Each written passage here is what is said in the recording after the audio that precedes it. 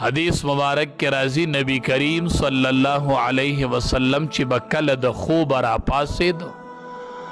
راویخ پشو کل نبی کریم صلی اللہ علیہ وسلم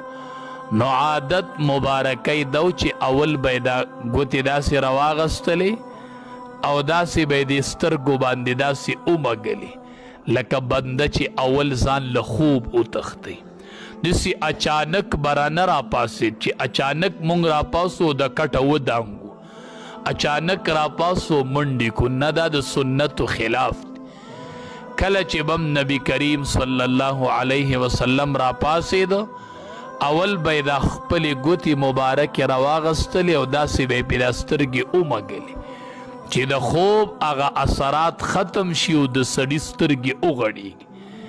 چې کله به سترګې ومګلې او د خوب اثرات به ختم شول بیا به وي الحمد لله الذي احیانا